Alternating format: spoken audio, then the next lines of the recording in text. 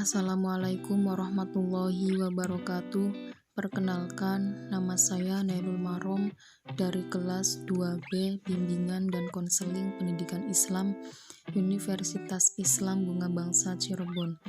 Di sini saya akan mempresentasikan tentang teori kepribadian psikoanalisis menurut Carl Gustav Jung. Jung merupakan seorang pakar psikologi analitis yang lahir pada tanggal 26 Juli di Kesswil, Swiss pada tahun 1875. Jung adalah murid Freud yang pada akhirnya berbeda pendapat dan berselisih dengan Freud. Menurut Jung, kepribadian seseorang ditentukan oleh warisan masa lalu atau dari pendahulu yang kemudian membentuk suatu kepribadian yang tidak sadar, dan kepribadian tersebut terbentuk melalui proses yang panjang dari generasi ke generasi. Menurut Carl, kepribadian berada di wilayah alam sadar dan ketidaksadaran manusia. Kepribadian seseorang dipengaruhi sebab pengalamannya.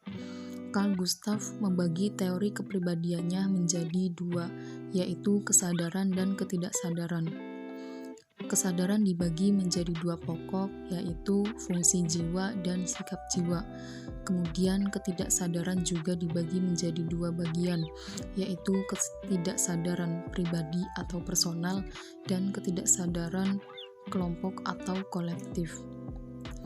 Menurut Carl Gustav Jung tentang konsep kepribadian, manusia adalah seseorang yang sangat mudah terpengaruh oleh kejadian pengalaman masa lalu yang terbentuk dalam ketidaksadaran atau unconscious.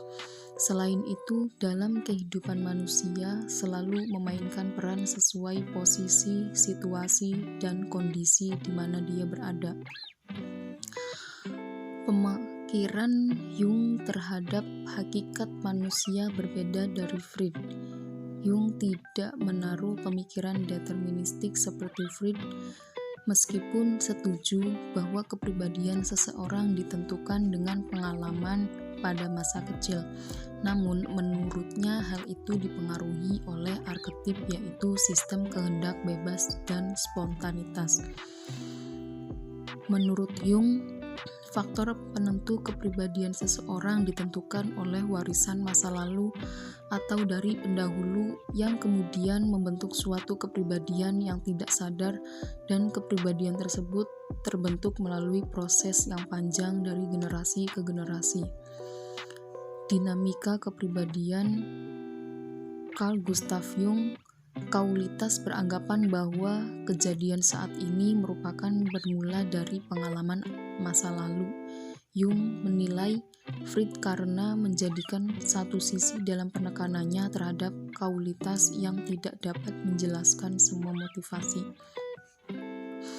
Perkembangan kepribadian menurut Jung terbagi menjadi 4 tahap, yaitu anak-anak, yang kedua pemuda, yang ketiga kehidupan tengah, dan yang keempat lanjut usia. Implikasi terhadap bimbingan konseling yaitu agar seorang konselor bisa menyesuaikan diri dengan lingkungan baik dalam pekerjaan maupun dalam bermasyarakat.